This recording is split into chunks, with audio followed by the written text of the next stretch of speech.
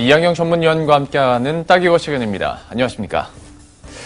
오늘은 서비스 수지 적자에 대한 얘기를 해주신다고 들었어요. 그러니까 네네. 뉴스 통해서도 가끔씩 이 얘기는 듣는데 네.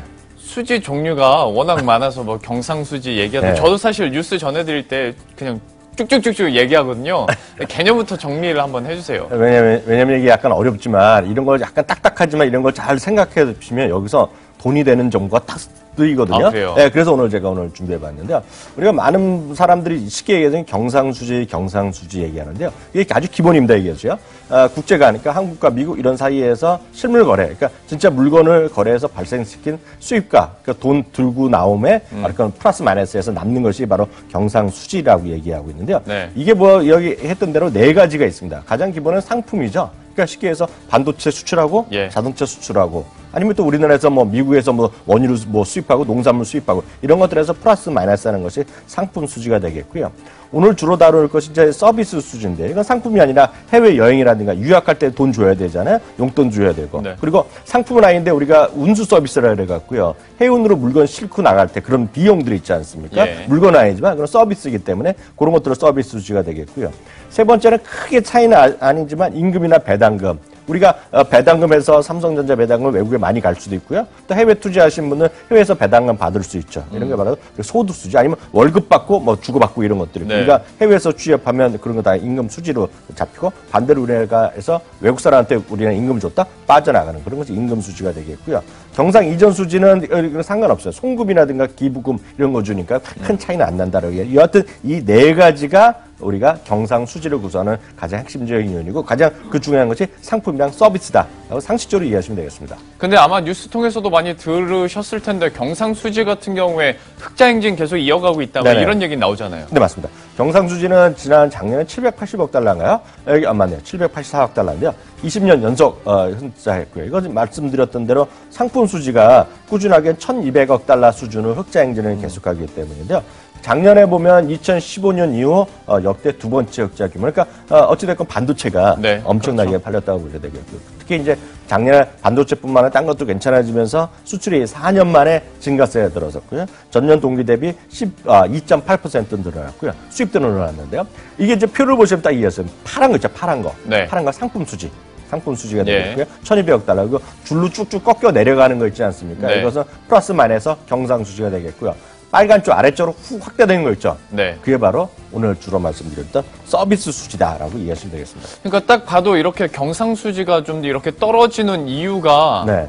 여기에 있는 서비스 수지가 좀 증가하면서 그러니까 적자가 증가하면서 꺾였다고 볼 수가 있는 거네요. 네, 맞습니다. 서비스 수지 적자가 여기 써있다시피 344억 달러가 되거든요. 그래서 2015년부터 3년 연속으로 계속 확대되면 예. 급기야 이제 작년에 사상 최대인데 올해도 이거 사상 최대될 가능성을 배제할 수는 없겠는데요. 서비스 수지는 크게 보면 해외여행 잘 들으셔야 돼요. 해외여행이랑 운송 서비스다라고 네. 일단 이해하셔야 되겠는데요.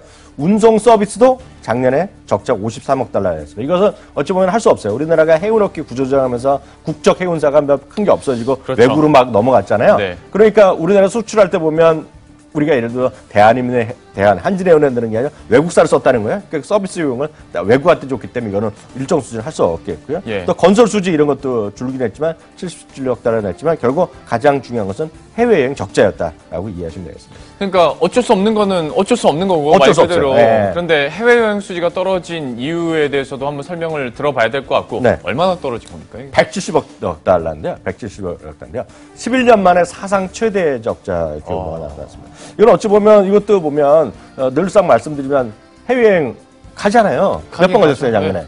작년에 한 2번 갔나? 그러니까 2번 가잖아요, 보통 네. 사람들 보면. 이게 엄청나게 많이 가는 거든. 이게 모아서 작년에 18.4%의 김용래 앵커도 이제 기여한 거 되겠고요. 그래서 작년에 제일 우리는 많이 기여하시는 분이 저한테.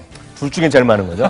정말 시도 때도 없이 놀러 다니는 사람 많거든요. 네. 뭐 물론 놀러 다니는 사람도 있고 뭐 여행 출장 가는 사람도 있지만 작년 18.4% 늘어났고요. 입국자 수가 이제 22.7%가 감소했습니다. 이제 이거 문제가 되겠고요. 중국인 입국자 수가 사드 때문에 47%나 줄어들었는데 이게 크네요. 네, 이게 네. 가장 큰 건데요.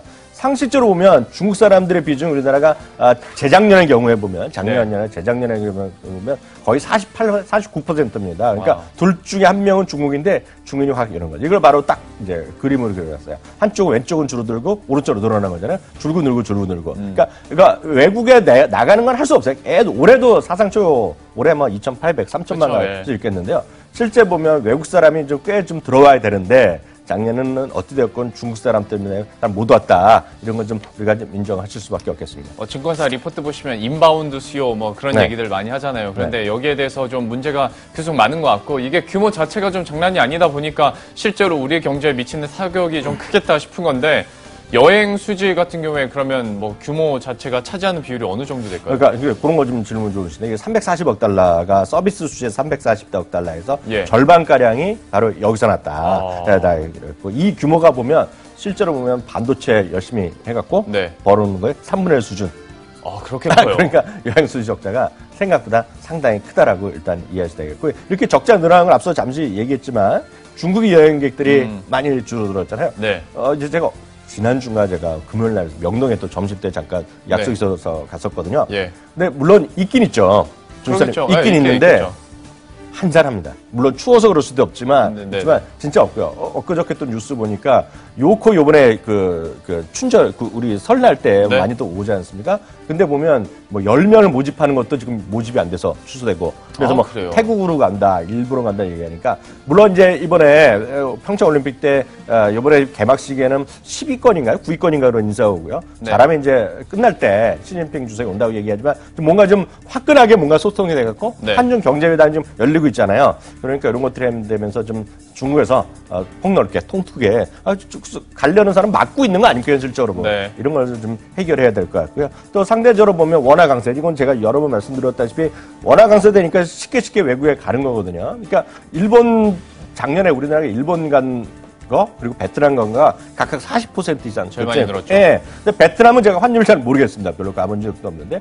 근데 중국은 일본은 워낙 지금 우리는 원화가 강세됐는데 이제 약간 또 멈칫할 수 있을 거예요. 왜냐하면 일본 원화 엔화가 지금 1,000원 다시 넘어섰거든요. 뉴스 보니까 실제로 보면 여하튼 일본에 많이 간 거 이런 것들이 원화 가치가 1년 대비 12%나 늘어난 것이 여행수지 적자의 가장 큰 요인이었죠.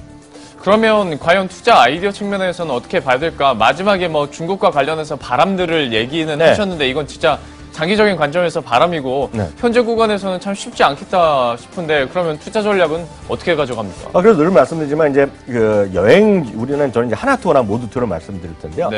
하나투어랑 모두투어가 물론 보면 외국 사람, 중국 사람이 와서 돈 버는 것도 있겠죠. 있는데 문제는 그보다 훨씬 더 큰 거가 아웃바운드다. 그러니까 아웃바운드로 가는 게 중요하다. 여기서 나가는 사람. 그게 많이 가야지 돈을 버는 거거든요. 그러니까 하나투어, 모두투어. 1위 회사가 하나투어, 2위 회사가 모두투어가 되겠죠. 근데 아마 모두투어가 더 강한 거는 상대적으로 강했던 것은 하나투어는 이제 면세점이 있습니다. 면세점. 그러니까 늘 혹시 가보셨는지 모르겠지만 면세점에 한번 시내는 진짜 볼 거 없고요. 인천공항 나가보면 하나투어 회사는 면세점 만든 거 있는데 정말 물건이 별로 없거든요. 살 게 없어요. 그러니까 딱 쇼핑하시는 분들의 입장에서 보면. 그래서 적자이기 때문에 그런데요. 일단 진짜 좋아지면 하나투어를 따라가기 쉽지 않죠. 그래서 하나투어, 모두투어 일단 국내에서는 이게 탑픽이다. 그래서 자꾸 이거 중국 사람이랑 연결시키는 것도 물론 그러면 이 친구들이 우리나라 호텔 사업도 하거든요. 조금 좋아지지만 핵심은 아웃바운드다라고 보셔야 되겠고요. 늘상 말씀드리지만 전 세계에서 여행은 계속 많이 가거든요. 중국 사람 앞으로 더 많이 가거든요. 많이 가는데 이게 보면 물론 배 타고 다니는 사람도 있지만 대부분 비행기 타고 여행 가는 거 아닙니까? 되게 깜짝 놀랄까 말씀드리면 보잉이라는 회사가 지금 12월 말 기준으로요. 수주 잔고 있죠. 수주 잔고가 무려 5,864대를 주문받아놨어요. 이게 매일매일 하루도 안 빼놓고 물론 토요일날 일요일날 안 하겠으나 지금 몇 년치일까 하면 7년치 물건. 전 세계 해외여행 관련 탑픽은 보잉이다 이렇게 말씀드립니다.